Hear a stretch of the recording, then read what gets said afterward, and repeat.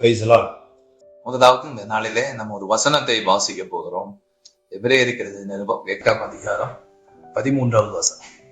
புது உடன்படிக்கை என்று அவர் சொல்லி இருக்கிறதினாலே முந்தினதை பழமையாக்கினார், பழமையானதும் நாள்பட்டதுமாய் இருக்கிறது, உருவடைந்து போக காலம் சமீபித்திருக்கிறது. இங்கே 3 காரியங்களை இந்த வசனத்துல நீங்க கற்றுக்கொள்ளணும். முதலாவது, நியாயப்பிரமாணம் என்பது பழமையானது, பழமையாக்கினார். நியாயப்பிரமாணத்தை பழமையாக்கினதே அவர் தான். இரண்டாவதா, அது உருவழிந்து போகிற காலம் வருகிறது. மூன்றாவது, நாள்பட்டதுமாயிருக்கிறது. இந்த 3 காரியங்களும் அது ஒரே வசனத்துல போடப்பட்டிருக்கிறது. இதுல முக்கியமா நம்ம பார்க்க வேண்டிய வார்த்தை நாள்பட்டதுமாயிருக்கிறது. நாள்பட்டதுமே என்னன்னா, நம்ம கடையில போய் ஒரு சாக்லேட் வாங்கி நீங்க சாப்பிடுறீங்க. அந்த சாக்லேட்டுக்கு என்ன இருக்கு, வாங்குறதுக்கு முன்னாடி இல்ல ஒரு கூல் ட்ரிங்க்ஸ் வாங்குறதுக்கு முன்னாடி அதுல என்ன பார்ப்பீங்க, அதுக்கு எக்ஸ்பைரி டேட் பார்ப்போம். அது ஒருவேளை எக்ஸ்பைரி டேட் வந்து தாண்டி இருந்துச்சுன்னா நம்ம என்ன பண்ண மாட்டோம், அதை சாப்பிட மாட்டோம். அது நல்ல இனிமையானது தான், நல்ல சுவையாய் உண்டாக்கப்பட்டது தான். ஆனா ஒரு குறிப்பிட்ட காலத்துக்கு மேல அதை பயன்படுத்தும் போது எதுவா மாறிடுது, அது ஆசீர்வாதமா இல்ல விஷமா மாறிடுது. அதே போல மருந்துகள்ல கூட அது எக்ஸ்பைரி டேட் போடுறாங்க. எக்ஸ்பைரி டேட்டை தாண்டின மருந்துகள் சாப்பிட்டா சில நேரத்துல என்ன ஆயிடும், உயிருக்கே ஆபத்தா மாறிடும். அது போலதான் நாள்பட்டதுமா இருக்கிறதுங்கிற வார்த்தை என்னன்னா, நியாயப்பிரமாணம் என்பது நாள்பட்டது, அதாவது எக்ஸ்பைரி டேட் தாண்டினதுன்னு அர்த்தம். நான் நியாயப்பிரமாணமும் சொல்லும் போது தசம பாகமும் நியாயப்பிரமாணத்துக்குள்ளதான் இருக்குது.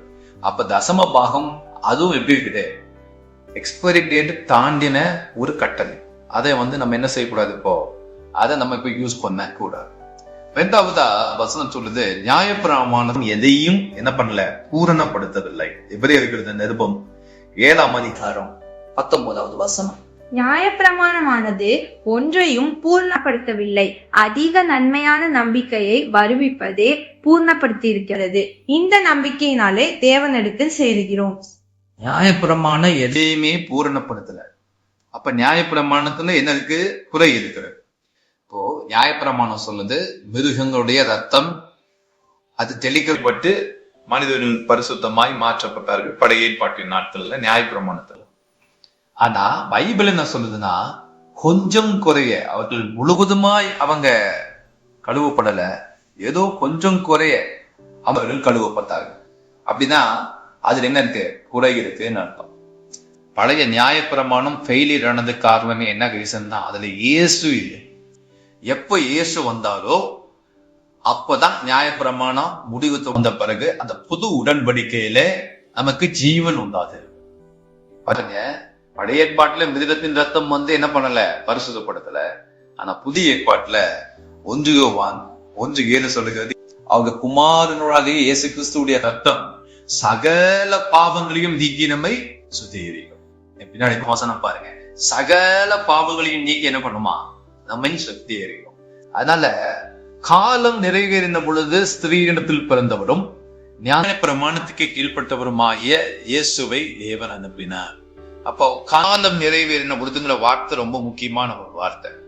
அப்ப நியாயப்பிரமாணத்தோட காலம் எக்ஸ்பைரி டேட் முடிஞ்ச பிறகு காலம் வந்தனால இயேசு வந்தார். இயேசு வந்தனால பிழைகள் எல்லாம் மாற்றப்பட்டது. இயேசு வந்தனால பிழையான நியாயப்பிரமாணத்தை எடுத்துட்டு ஆண்டவர் பிரமாணத்தை நம்முடைய இருதயத்துல எழுதியிருக்கிறார். எபிரேயருக்கு புத்தகம் 8ஆம் அதிகாரம் 7வது வசனம் நியாயப்பிரமாணத்தை குறித்து சொல்லுகிறது. அந்த முதலாம் உடன்படிக்கை பிழை இல்லாதிருந்திருந்ததானால் இரண்டாம் உடன்படிக்கைக்கு இடம் தேட வேண்டுவதில்லையே. பைபிள் என்ன சொல்லுதுன்னா, அந்த முதலாம் உடன்படிக்கை என்ன வருது, பிழையானது. அந்த முதலாம் உடன்படிக்கை என்னது, குறைவு இருக்கிறது. அப்ப இந்த குறைவு எப்ப நிறைவாச்சு, பைபிள் சொல்லுது, நிறைவானது வரும் பொழுது குறைவானது ஒழிந்து போகும்.